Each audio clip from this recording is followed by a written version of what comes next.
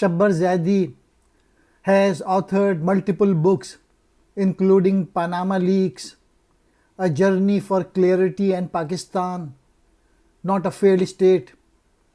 He is well versed in Pakistan's tax law. It is said that taxes are the price of civilization. There can be no state and no rule of law without proper revenue mobilization. And revenues don't come walking through the door of the tax authorities. They have to be assessed and levied at the pain of penalty. The importance of documentation cannot be emphasized enough, and documentation will not happen by itself. It needs to be pushed, and every push will meet resistance. Overcoming this resistance is central to promoting the revenue interest of the state. Shabbar Zaidi, as FBR's chairman, he had introduced the Asset Declaration Scheme, whose deadline was July 3, 2019 by any measure. This scheme was considered as the most successful asset declaration program in the history of Pakistan. Any company formed outside Pakistan is offshore, but we are talking about companies set up in tax havens. These are mostly shell companies. This means that they don't do any business or have money in the country where they have been registered. The estimated assets held by Pakistani citizens in offshore companies is estimated to be around 70 to 100 billion based on information publicly available. Panama leak is a blessing because all the assets are disclosed.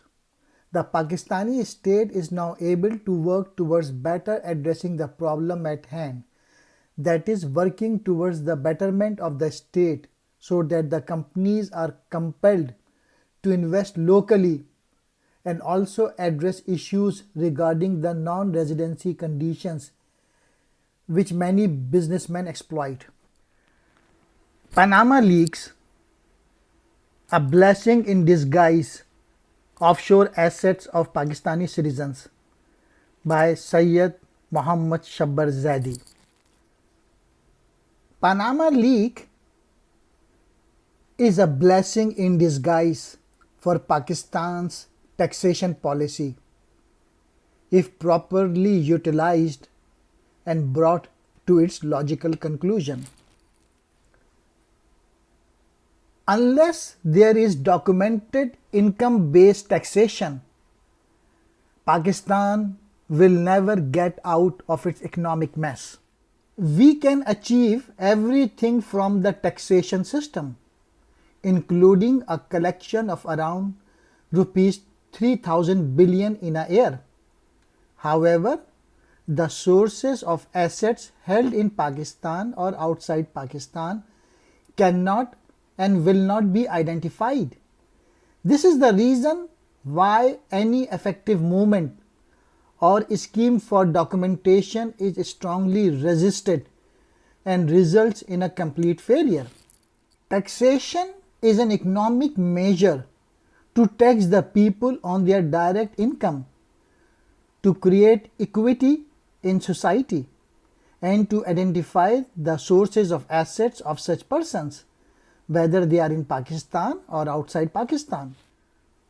Up to the 1990s, Pakistan was a relatively cultured country from a tax policy viewpoint. In my viewpoint, two fundamental sins were committed in the post-1990s period by Nawaz Sharif that have resulted in a complete blackout in identifying the sources of assets held in or outside Pakistan by Pakistani citizens. The question that we all need to answer is whether or not the Panama leak has revealed something which is unknown to us. The answer is perpetual silence on the most significant matter of our economic policy.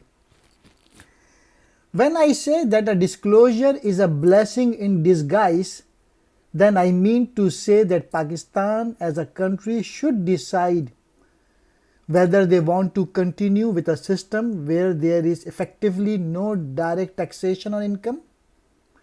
As a student of economics, it is my prediction that no substantial economic development can take place without equitable distribution of wealth, and direct taxation is the only measure to achieve the same.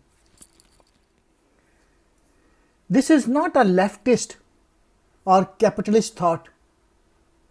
It is the only solution in the present world. Unfortunately, Pakistan happens to be a country where in almost all the cases the owner of assets are not identified in tax records.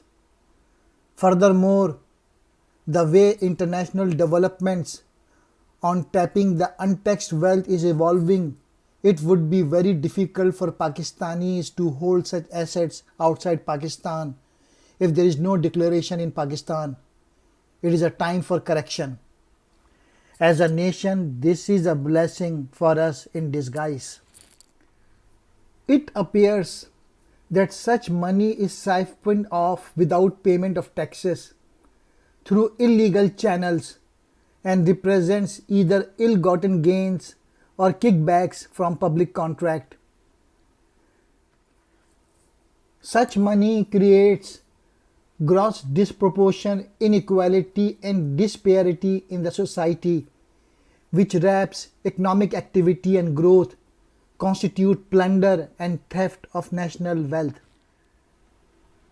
Shabbar Zaidi has been writing on this matter for the last 2 decades, arguing that tax and foreign exchange regimes have been designed in a manner that supports non-declaration of real income and assets of the citizens, and at the same time a parallel foreign exchange regime provides ample and unsupervised movement of such wealth outside Pakistan. In short, what we see today is essentially the result of policies adopted in post-1990 regime. Now we have reached a state where results are becoming obvious and economy is moving towards stagnation due to the stagnation of real tax collection and accumulation of assets outside Pakistan. Partly as a result of the Panama Papers investigation, former Prime Minister Sharif was disqualified from the premiership, banned from politics and fined $10.6 million on corruption charges. Revelations on the Panama leaks that Nawaz Sharif's children were linked to offshore companies that owned luxury apartments in London. Funds can be transferred between corporate banks' accounts in seconds, but identifying who owns companies involved in cross-border corruption cases can take authorities up to a year.